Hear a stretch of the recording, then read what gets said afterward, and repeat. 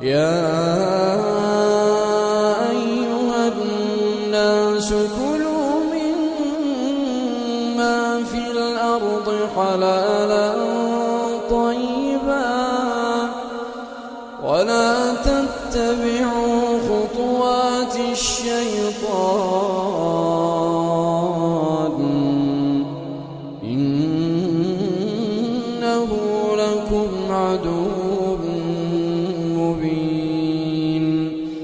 إنما يأمركم بالسوء